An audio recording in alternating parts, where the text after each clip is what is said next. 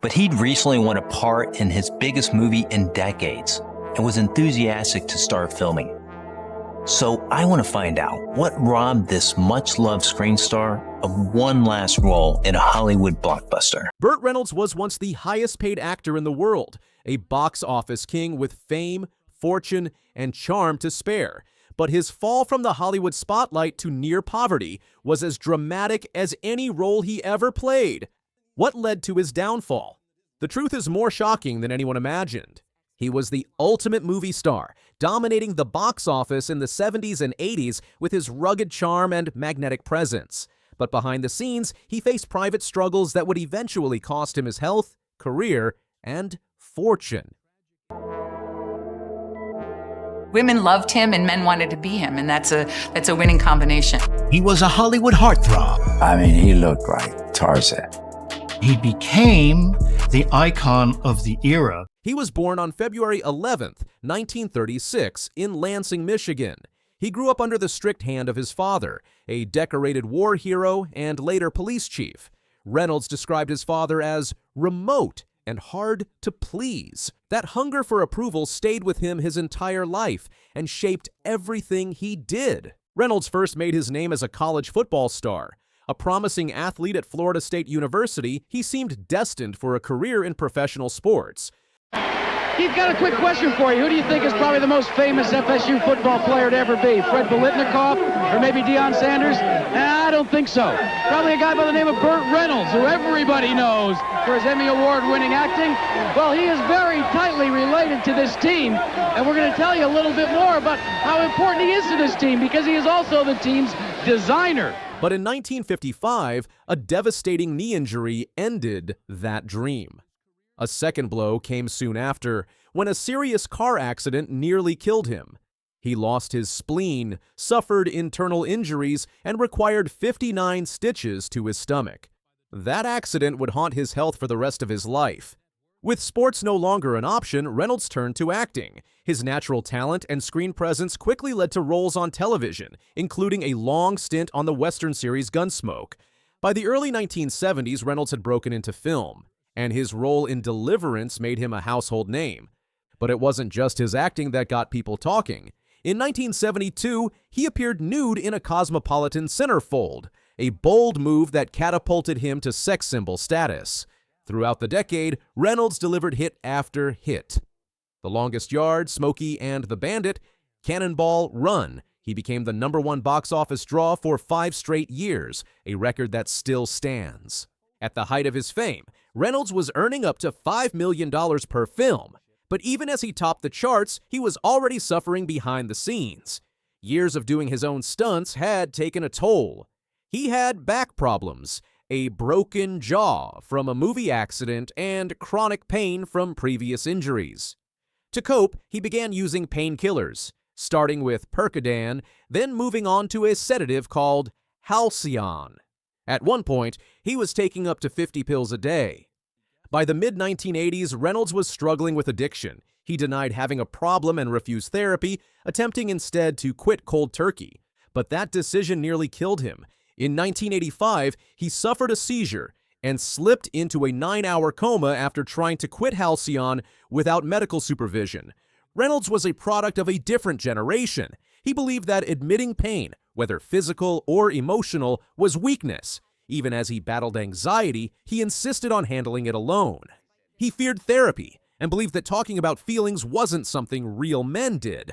But the pressure never let up. The spotlight that had once made him a star became a source of constant stress. His romantic life was also filled with ups and downs. He had a string of high-profile relationships, including one with actress Sally Field. Their love was genuine, but his emotional walls eventually drove them apart. Later, Reynolds married TV star Lonnie Anderson. At first, it seemed like a happy ending. They even adopted a son, Quentin, whom Reynolds adored. But their marriage turned toxic. Fights, financial disputes, and public arguments became regular headlines. By 1993, they divorced, and Reynolds lost custody of his son. It broke his heart. At the same time, his financial empire was crumbling. Despite his massive earnings, Reynolds made risky investments. Restaurants, nightclubs, even a failed football team. When these ventures collapsed, so did his bank account. In 1996, he filed for Chapter 11 bankruptcy. He owed over $11 million, including $121,000 for hairpieces alone. The man who had once been the highest-paid actor in the world had lost nearly everything. To mask his pain, Reynolds turned to alcohol. It wasn't just social drinking. He used it to dull his emotions and deal with stress. But alcohol mixed with painkillers is a dangerous combination. Both depress the central nervous system. Together, they can cause blackouts, breathing issues, and even death. Still, Reynolds continued the pattern, even carrying a flask with him to set. Years of stunts had also done irreversible damage to his body. He had spinal injuries, joint pain, and, later, rheumatoid arthritis. He was often seen hunched over, walking with a cane. It was a heartbreaking contrast to the confident action star fans remembered, and yet he kept working. He loved acting, and despite his health, he never truly retired. In 2010, Reynolds underwent quintuple bypass surgery. His arteries were severely blocked, and doctors told him the operation was his only option. He survived the procedure and returned to public life. But his heart was never the same. Studies show that 8 years after bypass surgery, patients face an increased risk of sudden death. Reynolds hit that milestone in 2018. Despite all this, he never stopped trying. In his final years, he filmed several projects and was even cast in Quentin Tarantino's Once Upon a Time in Hollywood. He was thrilled at the opportunity, but on September 6, 2018, just weeks before filming, Reynolds collapsed at home in Florida. He died of cardiac arrest at age 82. No official cause of death was listed on his certificate, but medical experts believe years of stress, substance abuse, physical trauma, and heart disease all contributed. His death was sudden, but not surprising. Burt Reynolds was more than a movie star. He was a man who fought to be seen, to be respected, to be loved. He carried the weight of childhood rejection, a need to prove himself, and the burden of being the tough guy to everyone around him. That need drove him to take physical risks, deny his pain, and hide his fears. In the end, that image of strength may have been the thing that wore him down most. Reynolds once said, "My life hasn't been dull, I'll tell you that." And he was right. From college football standout to Hollywood legend, from beloved icon to fallen star, his story is filled with triumph and heartbreak. He gave the world unforgettable films, moments of joy, and a glimpse of what it meant to be human behind the fame. But behind the laughter and action scenes was a man still trying to earn the approval he never received as a boy. And in that struggle, he lost more than his fortune. He lost the peace he always longed for.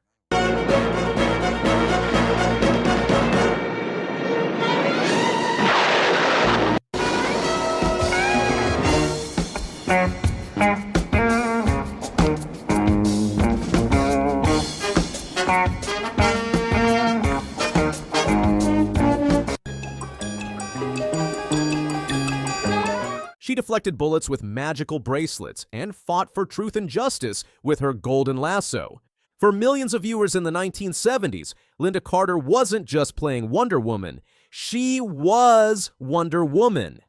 The statuesque beauty with raven hair and piercing blue eyes became an overnight sensation, a feminist icon who showed the world that women could be powerful, heroic, and unabashedly feminine.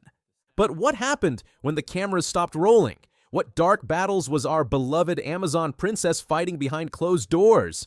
Today, we're talking about the shocking truth about Lynda Carter's life after she hung up the star-spangled costume. A tale of triumph, tragedy, and the incredible strength that proves she truly embodied Wonder Woman's spirit off-screen. When we last saw Lynda Carter spinning into her red, white, and blue costume in 1979, she appeared to have the world at her feet. At just 28 years old, she had achieved what most actors spend a lifetime pursuing: international fame, critical acclaim, and a role that would define a generation. But what most fans never knew was that as Wonder Woman's final episode aired, Lynda Carter was facing a crisis that would threaten everything she had built. Let's rewind briefly to understand how our heroine arrived at this critical juncture. Born Lynda Jean Cordova Carter to a Mexican-Spanish mother and English-Irish father in Phoenix, Arizona, Carter's path to stardom wasn't paved with silver spoons. Congratulations, first of all, on the legacy. And before you were Wonder Woman, you were very much a singer, and you still are. And you say it's your first passion. Yeah, I started singing when I was about 14 years old, and I've been singing ever since. I moved to LA and did some studio singing and that sort of thing. And I love the fact that you sing a whole bunch of different musical genres. I do. And you shared the stage with many greats. You really like Kenny Rogers. Kenny Rogers, Ray Charles. Gosh, I'm trying. George Benson. By age 16, she was already performing in bands, sneaking through kitchen entrances at Las Vegas hotels to perform because she was underage. After dropping out of Arizona State University to pursue music, her life took a dramatic turn when she was crowned Miss World USA in 1972. But it was landing the role of Wonder Woman in 1975 that catapulted her to superstardom. And here's where our story takes its first dark turn. At the height of her fame, when the cameras were capturing her iconic bullet-deflecting moves, Lynda was fighting a villain far more insidious than any the show's writers could conjure. I didn't start drinking until my mid-20s, Carter has revealed in rare interviews about this period. This timeline coincides precisely with her Wonder Woman years, while audiences watch Diana Prince confidently save the day week after week. The actress portraying her was increasingly turning to alcohol to cope with the pressures of fame and an unhappy first marriage to talent manager Ron Samuels. What makes this revelation so shocking is how completely Carter managed to conceal her struggle. Not a single tabloid caught wind of her battle with alcoholism during her Wonder Woman run. No paparazzi photos emerged of late-night binges. No directors complained of her arriving late to set. Lynda Carter was performing the most demanding physical role on television while fighting a private war against addiction, and nobody knew. But the alcohol was merely masking deeper pain. Her marriage to Samuels was deteriorating rapidly. The union, which lasted from 1977 to 1982, coincided almost perfectly with Wonder Woman's run and its aftermath. As she later described it, "I was in a marriage I shouldn't have been in." The irony was painfully stark. While portraying the ultimate symbol of female empowerment on screen, off-screen she felt trapped in a relationship that was draining her power away. When Wonder Woman ended in 1979, Carter's struggle intensified. Like many actors who become synonymous with iconic characters, she found herself typecast. Hollywood executives couldn't see beyond the bullet-deflecting bracelets and golden lasso. The work slowed down, the drinking picked up. "I would take 2 or 3 year breaks from alcohol only to start again," Carter has admitted. Few fans realized that during the 1980s, when they wondered why their beloved Wonder Woman wasn't appearing in major new roles, she was fighting for her sobriety and often losing that battle. But here's where our story takes an unexpected turn toward hope. In 1982, at a dinner party hosted by Maybelline Cosmetics, for whom Carter was a spokesperson, she met Robert Altman, not the famous director, but a high-powered attorney representing Maybelline's parent company. The chemistry was instant and electric. 2 years later, they married. But this is no simple, "and then she found love and everything was perfect" tale. Robert Altman became her partner in the truest sense. He saw the woman behind Wonder Woman with all her struggles and demons. In 1989, Lynda gave birth to their son James, followed by daughter Jessica in 1990. Becoming a mother brought both joy and heightened inner conflict. Though her children never saw her out of control, she later admitted that her addiction prevented her from being fully present for them in the way she wanted to be. The turning point came in the early 1990s when Robert did something truly heroic. He confronted her about her drinking. "Think about the children," he urged. His intervention wasn't dramatic or public. It was a quiet act of love that finally broke through her defenses. In 1997, Lynda Carter checked into rehab. This time was different. She emerged with a fierce determination that would have made Diana Prince proud. She has remained sober for over 23 years now, a victory more meaningful to her than any accolade or award. But life wasn't finished testing our heroine. In 2003, her mother Jean was diagnosed with Alzheimer's disease at age 79. For the next decade, Carter watched as the disease slowly claimed the woman who had always been her biggest supporter. Through it all, Carter fought to preserve her mother's dignity, refusing to play what she calls the "don't you remember" game, even as her mother's memories faded. Jean passed away in 2013 at age 89. In her grief, Carter found purpose, becoming a vocal advocate for Alzheimer's research and lending her support to Maria Shriver's women's Alzheimer's movement. Just when it seemed Carter had endured enough hardship for one lifetime, February 20th, 2021 brought the most devastating blow yet. Robert Altman, her husband of 37 years, the man who helped her find sobriety, her rock, died from complications of myelofibrosis, a rare blood cancer. The love of my life, she called him in a heartbreaking tribute after decades of facing challenges together, including his 1992 banking fraud trial, where he was ultimately acquitted of all charges. She now faced life without her partner. Yet even in this darkest moment, Lynda Carter has demonstrated the resilience that made her perfect for the role of Wonder Woman all those years ago. In October 2021, 8 months after losing Robert, Carter released Human and Divine, honoring their love. She continues performing, advocating for causes, and appeared in Wonder Woman 1984 as Asteria, with rumors of future appearances. At 70, Lynda Carter embodies real heroism, not deflecting bullets, but rising each day despite loss. Her battles with alcoholism, grief, and commitment to advocacy reveal the true Wonder Woman.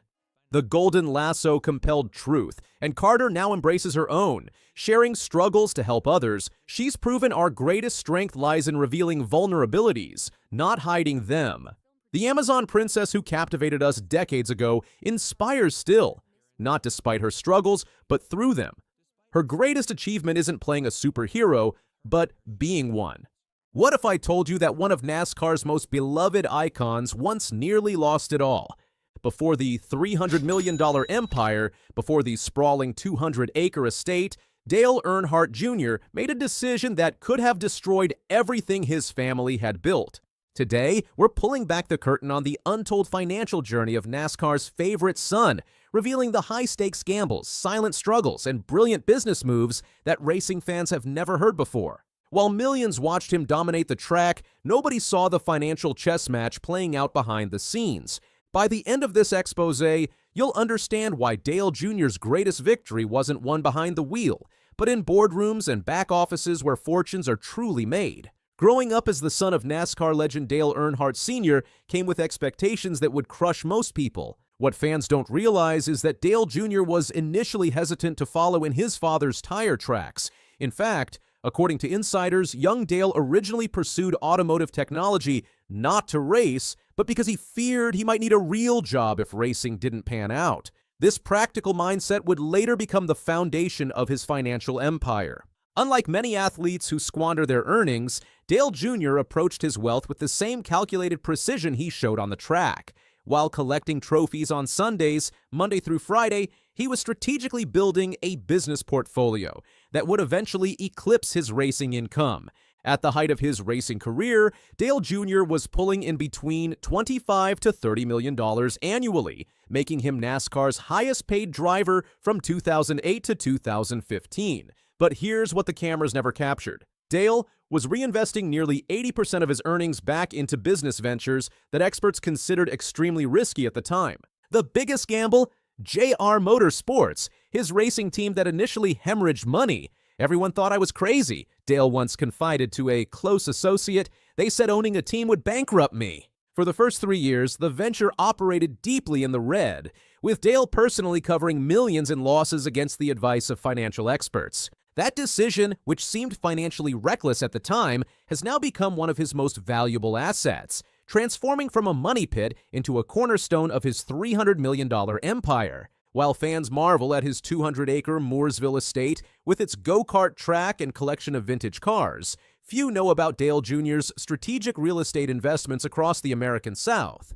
Sources close to the racing star reveal he has quietly amassed over 40 commercial properties in 5 states, many purchased during the 2008 recession when prices bottomed out. Dale saw opportunity when everyone else saw disaster, says a former business partner who requested anonymity. He was buying prime commercial real estate at 30 cents on the dollar while other celebrities were selling their assets in panic. These properties now generate an estimated $15 million in annual passive income, money that continues flowing whether he's on the track or not. When Dale Jr. transitioned from driver to broadcaster, fans viewed it as a natural evolution for the charismatic racer. What they didn't see was the brilliant contract negotiation happening behind closed doors. Industry insiders report that Dale's broadcasting agreement with NBC Sports contains unprecedented profit-sharing clauses tied to advertising revenue that his segments generate. This means that unlike other retired athletes who simply collect a salary, Dale Jr. essentially owns a percentage of the commercial airtime during his segments, a deal structure that has never been replicated in sports broadcasting. Perhaps the most closely guarded secret involves Dale's inheritance following his father's tragic death in 2001. Contrary to public assumption, Dale Jr. did not immediately receive a windfall. In fact, complicated estate planning issues created a financial strain that Dale Jr. never publicly discussed. There were years right after his father's passing where Dale was asset-rich but cash-poor, reveals a longtime family friend. He was worth millions on paper but sometimes struggled with liquidity. This little-known financial pressure forced Dale Jr. to become more financially savvy than most athletes, learning hard lessons about wealth management that would later serve him well. While Dale Jr.'s charitable foundation is well known, what remains hidden is the extent of his anonymous giving. According to those in his inner circle, Dale Jr. has a strict policy about unpublicized donations that often exceed his public charitable work. One former assistant claims that Dale personally covers medical expenses for several families of former racing crew members who fell on hard times, with the strict condition that his involvement never be disclosed. These private acts of generosity reportedly account for millions in annual giving that never appear in public records. While traditional NASCAR fans celebrate Dale's on-track achievements, they're largely unaware of his tech investments that have quietly become some of his most valuable assets. Dale was an early investor in several racing simulation platforms and esports teams, ventures that initially seemed like hobbies but have exploded in value as digital racing has gained mainstream popularity.